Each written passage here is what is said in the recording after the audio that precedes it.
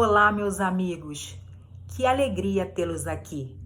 O meu nome é Verônica e eu sou tarefeira da Casa Espírita. Chegamos no mês de dezembro, que é muito especial para nós, pois é aniversário da nossa casa. Como tema central, teremos Centro Espírita Irmã Rosa, 100 anos, aprendendo a viver com Jesus.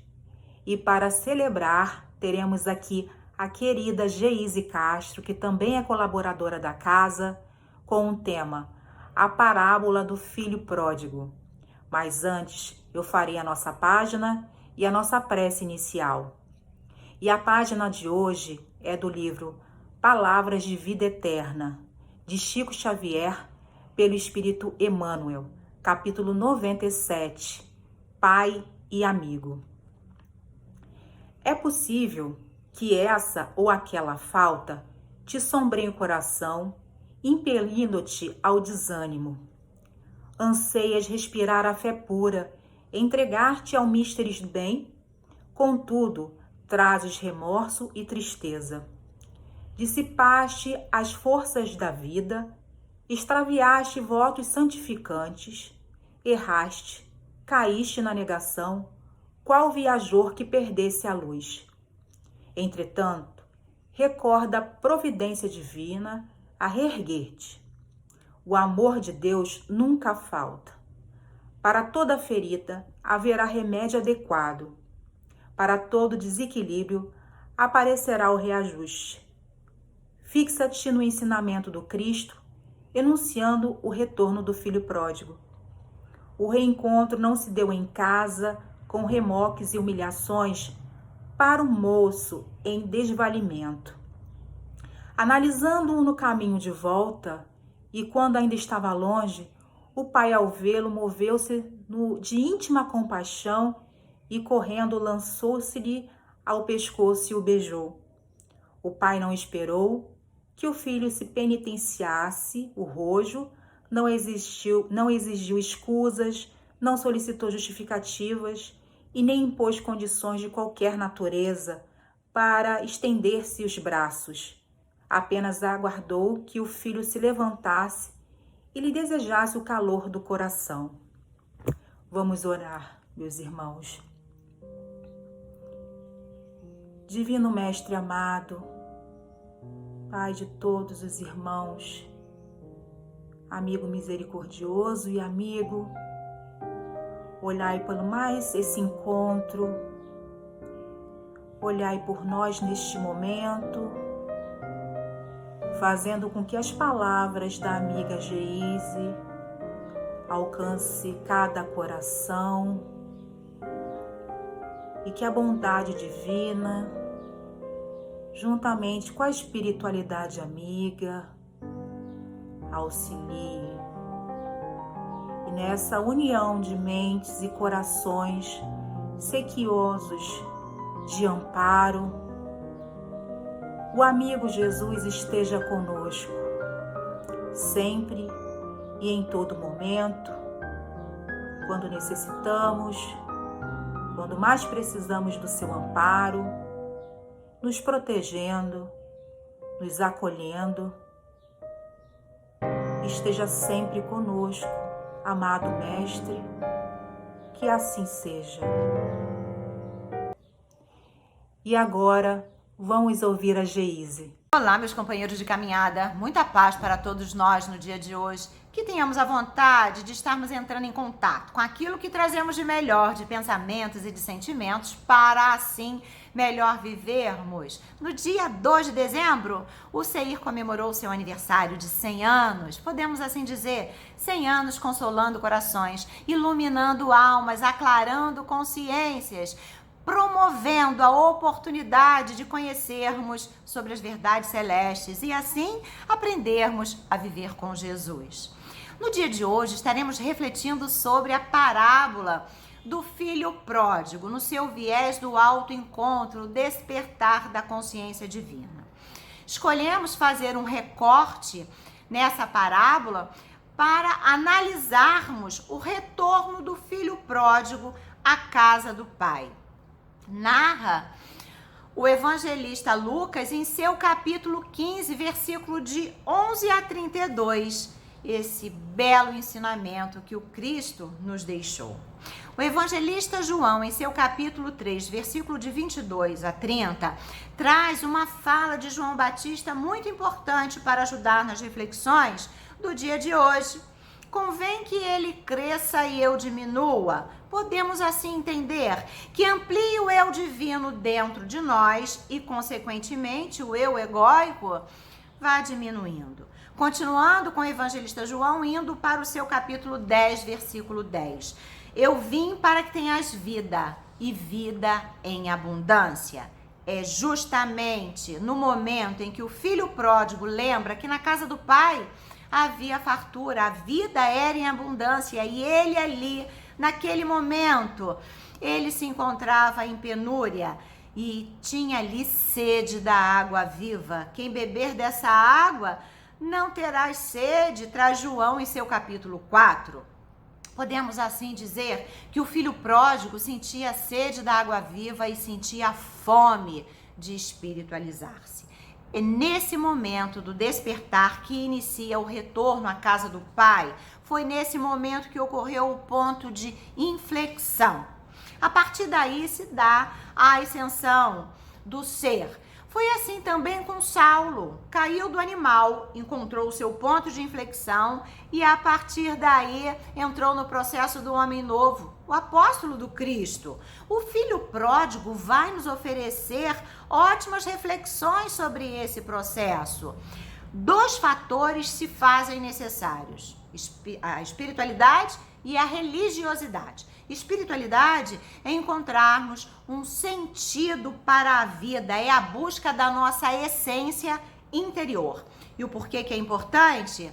Porque todas as vezes que sentimos um vazio existencial é porque estamos distanciados da nossa espiritualidade. E muitos entram em atalho nesses momentos através das fugas psicológicas. E religiosidade, palavra que tem a origem no latim religare, ato de ligar alguma coisa a algo que já foi ligado, religar a criatura ao Criador. Na parábola do filho pródigo, as características de personalidade dos 2 filhos se fazem presente na humanidade. A do filho mais velho, por exemplo, demonstrou ali as máscaras do ego, pois ele esteve junto com o pai, mas não entrou em comunhão, demonstrando ali a religiosidade extrínseca, representando todos aqueles que vão ao templo religioso, mas não desenvolveram a religiosidade dentro de si, a religiosidade intrínseca. E o filho mais novo, vamos analisar o comportamento dele em 2 etapas. A primeira delas, que tem ali a representação negativa do ego, representado ali através das paixões mal conduzidas, da rebeldia, da negação.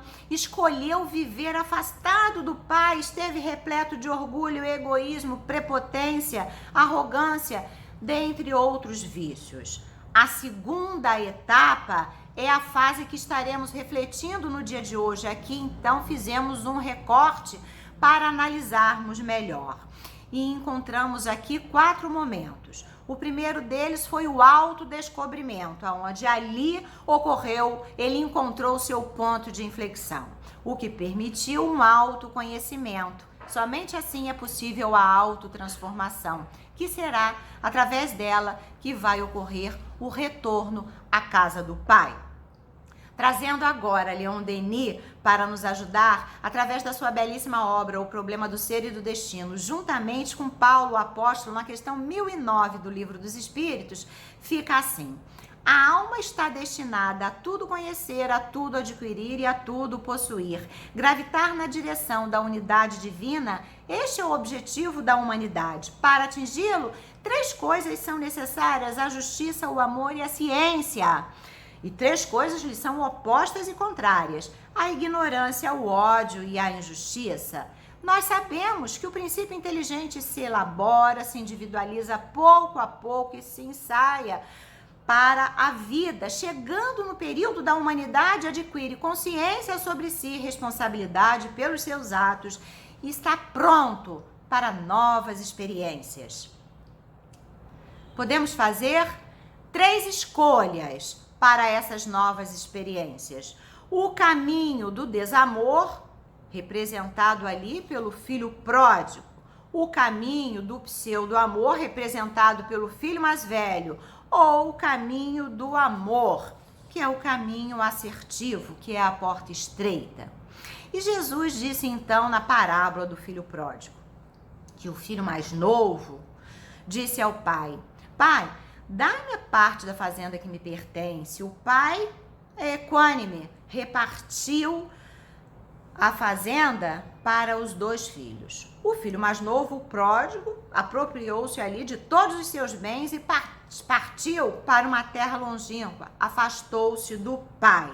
Estar afastado de casa é estar afastado em comunhão conosco mesmo, em essência, e também afastado de Deus, afastado do Pai.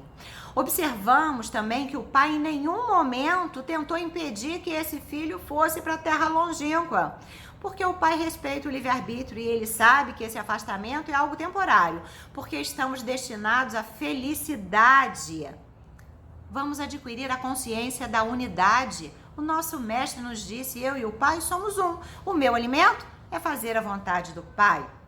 Ir para terras longínquas, afastar-se do pai, é vivenciar o desamor por nós mesmos, pelo próximo e também para com Deus. É quando o egoísmo e o orgulho imperam.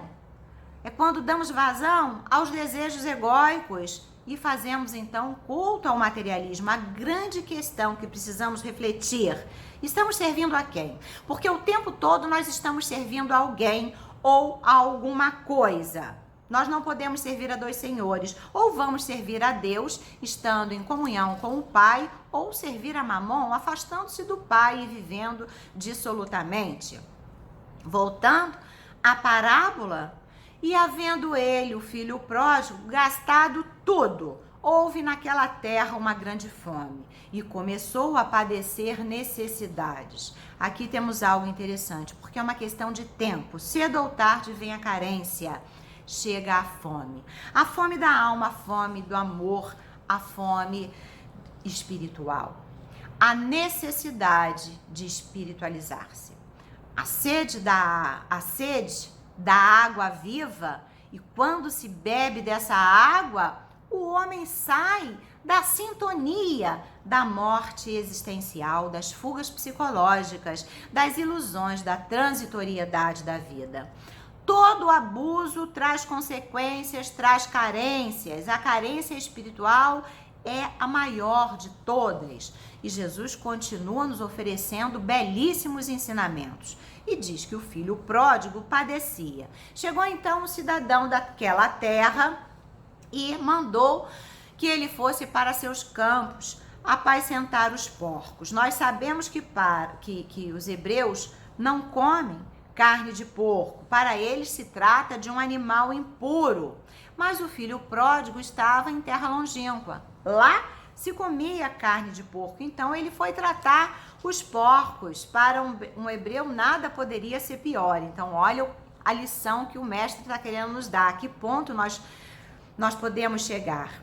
Jesus nos oferece uma outra informação. O filho pródigo desejava se alimentar das bolotas, do alimento que era ofertado aos porcos. E ele traz a informação: e ninguém lhe dava nada. A carência chega a esse ponto, meus amigos. Usamos mal o livre-arbítrio, ficamos extremamente carentes de tudo e ainda achamos assim: e ninguém nos dá nada. Isso fica bem claro num outro momento em que o Cristo também nos oferece ótimas reflexões, quando ele vai ao encontro do paralítico de Betsaida, pois esse homem estava paralisado por 38 anos. E o mestre pergunta se ele quer ficar curado. Ele, no seu papel de vítima e com o desculpismo, ele utilizou aquele momento sublime, meu Deus, para dizer assim: eu fui abandonado pelos meus familiares e pelos meus amigos. Ele utilizou aquele momento para reclamar. Vejamos a carência. Na realidade, essa grande carência se traduz na ausência da espiritualidade, da religiosidade. A fome que o filho pródigo sentia, ninguém pode saciar. é a fome do pão da alma, é a fome do amor. Essa carência, essa fome foi o ponto de inflexão do filho pródigo. O universo é regido por leis, leis de Deus, que são leis naturais, leis de amor. Nós viemos através do amor do Pai. E somente através do amor nós retornaremos à casa do Pai e estaremos em comunhão com Ele. Trazendo 614 do Livro dos Espíritos, nós temos lá que o homem somente é infeliz quando se afasta das leis de Deus, retornando à parábola e caindo em si. Vejamos aqui algo importantíssimo. O filho pródigo caiu em si. É nesse momento que Jesus nasce dentro de nós. Vamos trazer o simbolismo do Natal, 25 de dezembro, e uma semana depois, dia 1º de janeiro, o Ano Novo. Vamos então imaginar agora quando foi o nascimento do Cristo dentro de nós. Simbolicamente, a humanidade estabeleceu que foi no dia 25 de dezembro. Mas vamos trazer aqui uma outra proposta. Vamos então refletir. Quando foi que passamos por uma grande dor? E naquele momento inicial, achávamos que estávamos sozinhos, não sabíamos o que fazer. E essa dor, ela foi o movimento. Conseguimos identificar ali o nosso ponto de inflexão, que fez com que a gente caísse em si. E caindo para dentro de si, nós encontramos com o divino que habita em nós. Nesse momento, Jesus nasce na manjedoura dos nossos corações. Mas temos algo importante para refletirmos no dia de hoje. A dor vai se diluindo, até porque quando estamos convencidos dessa paternidade divina e que com Cristo é mais fácil estarmos nessa estrada da vida, essa dor, ela vai amenizando, vai diminuindo. Jesus nasceu na manjedoura dos nossos corações, mas não cresceu, porque vai diminuindo a dor e emocionalmente também vamos diminuindo com Jesus dentro de nós. Logo, Jesus nasceu na manjedoura dos nossos corações, mas não cresceu dentro de nós. Nós passamos por muitas fases e etapas, fases da lua, estações do ano, fases da vida, do nascimento, a velhice, ciclo circadiano. E na última semana do ano, existe também um período aí de transição. Dia 25 de dezembro, o nascimento do Cristo, nem sequer sabemos se de fato a data é essa. Por uma convenção humana, ficou estabelecido que sim, que é nesse dia. Mas de fato, pensamos no Cristo, na humildade da manjedoura, pensamos em José, em Maria, temos vontade de fazermos o bem. A psicosfera fluídica se eleva, melhora muito. Então, existe o simbolismo do dia 25 de dezembro, o nascimento do Cristo. E uma semana depois, então olha a relação do tempo, né? Do Cronos. Uma semana depois, nós temos o dia 1º de janeiro, conhecido como Dia Mundial da Paz.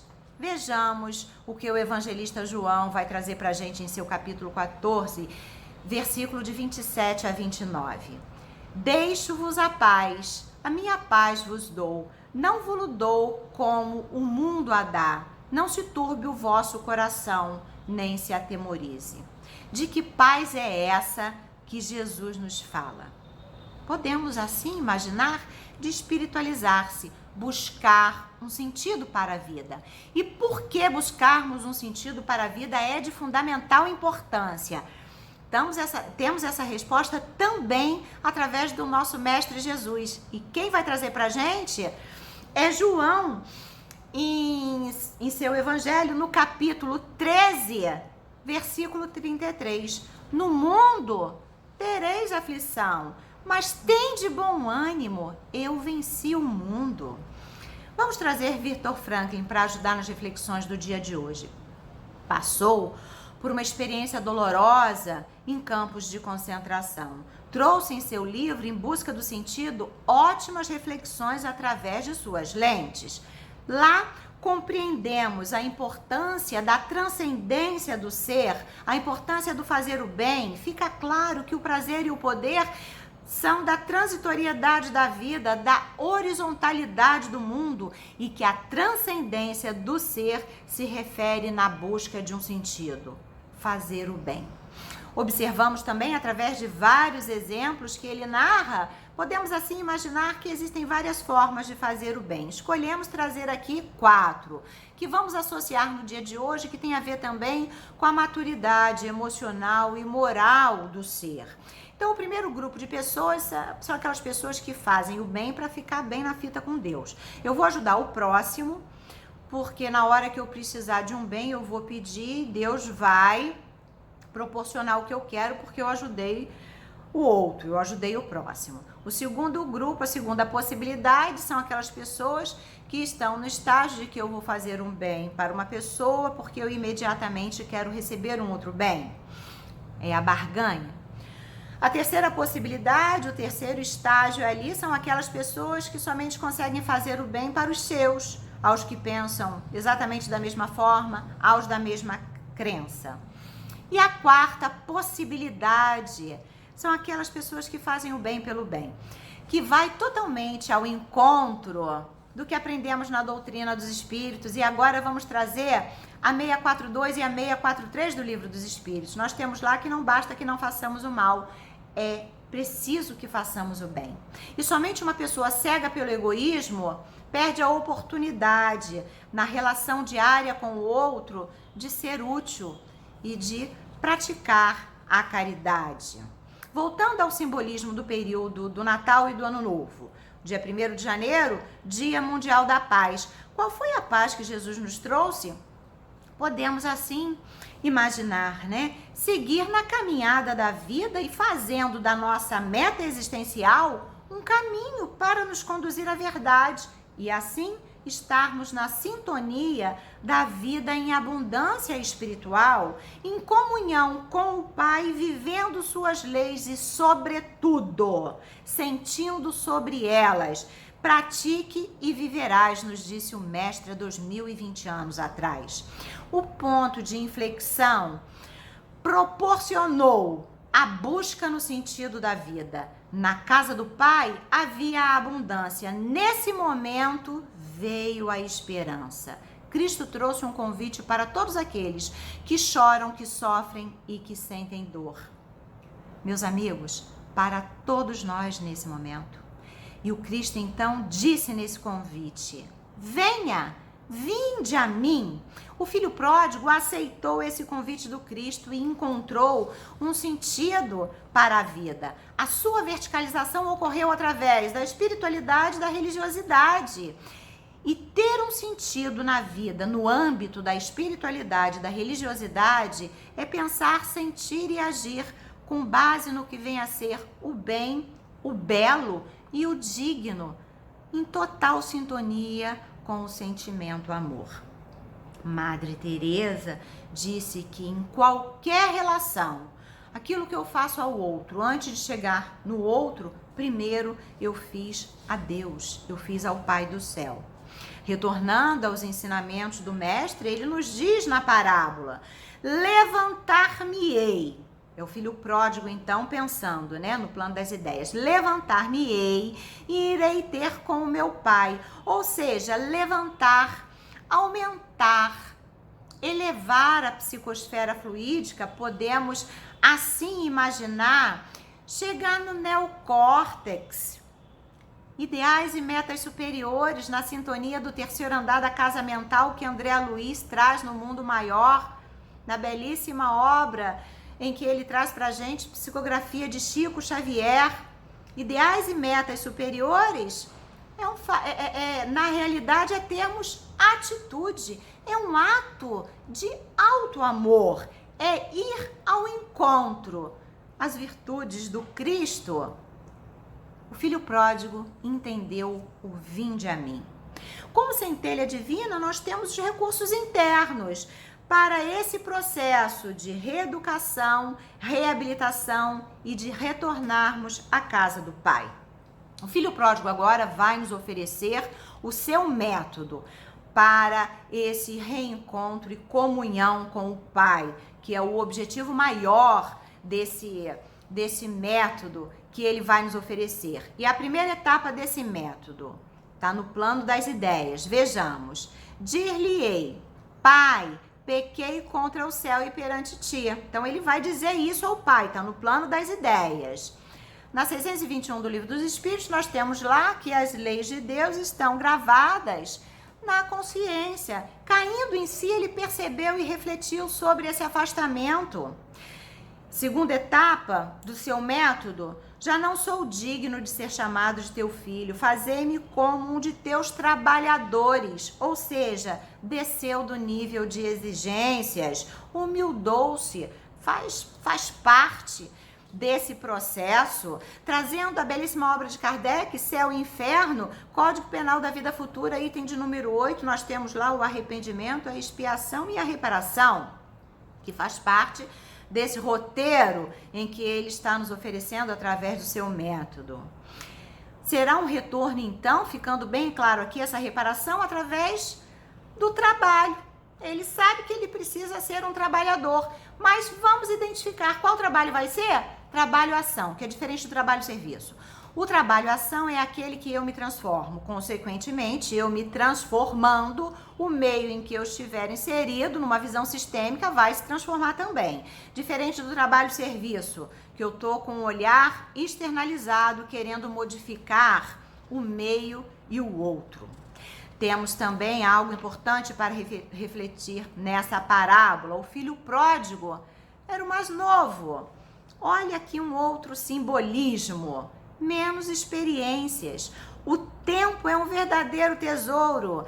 Ele aprendeu com os erros e não se paralisou nem se lamentou, como fez o homem que se encontrava paralisado por 38 anos. Utilizou o tempo presente para reparação, através do trabalho-ação. 2020 anos atrás, Jesus nos disse: andai enquanto tendes a luz para que as trevas não lhe atrapalhem. Traz o evangelista João em seu capítulo 12, versículo 35. Podemos assim dizer: caminhe, siga em frente, vá em direção aos compromissos assumidos nessa encarnação, transforme vícios em virtudes, traz o Cristo como farol de sua vida, evolua. O filho pródigo não se sentia digno de ser filho, mas quis a oportunidade de ser um trabalhador da vinha do Senhor. Arrependeu-se e está pronto para reparar através do trabalho. Procure primeiro o reino de Deus, que todas as outras coisas lhe serão acrescentadas. Observamos então nessa linda parábola o crescimento do filho mais novo. Observamos também a misericórdia do Pai e também observamos a história de cada um de nós, a procura de um sentido existencial para a vida. Voltando então à terceira etapa do método que o filho pródigo está nos oferecendo no dia de hoje. E levantando-se, foi para o seu pai. Antes estava no plano das ideias e agora, levantando-se, partiu para o plano da ação. Ainda agora falamos que Jesus nasce na manjedoura dos nossos corações, naquele momento então que a gente encontrou o nosso ponto de inflexão, em que aquela dor doía muito, mas que não promovemos o crescimento dentro dele, dentro de nós, o crescimento dele dentro de nós. Então vejamos aqui que o método do filho pródigo vai nos dar a dica. Então antes estava no plano das ideias, agora partiu para o plano da ação e levantando-se foi para o seu pai. Não basta nascer, é preciso também que Jesus cresça dentro de nós. Isso é a ação, é o pensamento, o sentimento e a ação. Através do objetivo maior, retornar à casa do Pai. Já não sou eu que vivo, é o Cristo que vive em mim, nos disse Paulo, o apóstolo. Sair do plano da idealização e partir para a ação vai totalmente ao encontro daquilo que vimos na 919A do Livro dos Espíritos. Santo Agostinho repassava mentalmente o plano das ideias, tudo que ele havia feito durante o dia, para em seguida partir para o plano da ação, a sua transformação. Nós não podemos voltar atrás e fazer um novo começo, mas nós podemos começar agora e fazer um novo fim. Retornando à parábola, nós temos um momento muito lindo. E quando ainda o filho pródigo estava longe, seu pai o viu. Metacomunicando o quê? O pai não está distante, o pai está vendo tudo e está junto o tempo todo. Mas esse pai se moveu de íntima compaixão, correndo, foi ao encontro do filho e deu-lhe um beijo. Chamou os seus servos, pediu para que trouxesse roupa nova, sandálias e um anel para colocar no seu dedo, demonstrando ali a família, os laços familiares, a família universal. E pediu também para que trouxesse um bezerro cevado, matasse, e que eles pudessem ali estar em festa, em alegria, porque disse: este meu filho estava morto e reviveu. Ele tinha se perdido e ele se encontrou. Nós nunca perdemos a paternidade divina. Pai nosso que estás nos céus, somos todos irmãos. Se trata da família universal. Afastando-se da nossa espiritualidade e religiosidade, nós estamos afastados da casa do Pai. Mas quando, no momento em que decidirmos ter atitude e voltarmos, nós revivemos. Nós estávamos perdidos e nos auto-encontramos. Isso é muito importante. Ninguém encontra a gente. A gente é que se auto-encontra quando olhamos atentamente para o fundo de nós mesmos. E assim nós voltamos a sentir o amor divino em nós. Vós sois deuses em processo, diz Denis na obra já referida. Assim estamos como aprendizes da vida. Em alguns momentos nos identificamos com o filho mais novo na sua primeira fase. Refletimos sobre isso quando então ele estava ali totalmente conectado em satisfazer os desejos do ego. Em outros momentos nos conectamos com o filho mais velho, representando ali as máscaras do ego junto com o pai, mas não estamos em comunhão. Mas hoje estamos conectados totalmente com a segunda fase do filho pródigo, com a verticalização do ser. Durante esse ano de 2020, nós estivemos unidos em nome do alto, unidos pelas intenções, vibrações, sentimentos, pensamentos. E dessa forma, nos fortalecemos. Passamos por perdas e ganhos. E estamos tendo a cada dia a oportunidade de renovar os nossos votos, com a possibilidade de dar um novo sentido aos acontecimentos da vida diária, promovendo o nascimento do Cristo na manjedoura dos nossos corações e, consequentemente, promovendo o crescimento dele dentro de nós. Assim, estamos na busca de um sentido para a transcendência do ser. Que seja bem-vindo o ano de 2021 que se aproxima e que Jesus possa ser o farol da nossa estrada da vida. Iremos finalizar as reflexões do dia de hoje trazendo Mateus em seu capítulo 11, versículo de 28 a 30.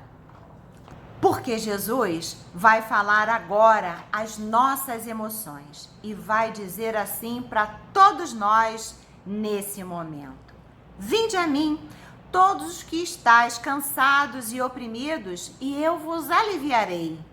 Tomai sobre vós o meu jugo e aprendei comigo, que sou manso e humilde de coração, e encontrareis descanso para a vossa alma, porque meu jugo é suave e meu fardo é leve. Muito obrigada pela atenção de todos vocês. E agora, a nossa querida amiga Miriam fará a prece de encerramento. Um feliz ano novo, muita paz para todos nós, graças a Deus. Jesus, Mestre amado, aqui estamos ao final de mais um encontro, com os nossos corações inebriados, afagados pelo Teu amor. Só temos a agradecer, Senhor, pelas oportunidades de estarmos aqui, no meio de tantas lutas, de tantos desafios, sempre amparados pelo Teu amor e pela providência divina, que em nenhum momento nos abandona, que sempre está nos inspirando, nos orientando, nos dando recursos para essa caminhada. Amado Mestre, queremos pedir por todos aqui presentes, pedir para que esse ambiente, neste momento dos nossos lares, possa receber as Tuas vibrações amorosas, através da intercessão também dos espíritos amigos da casa da Irmã Rosa, que de forma generosa nos acolhem, nos abraçam. Que as nossas águas recebam os fluidos necessários e que nós também possamos fazer a nossa parte, conectando o nosso coração a esse presente do alto. Que todos possamos agora sentir a Tua paz, Senhor. Que assim seja. Muita paz a todos.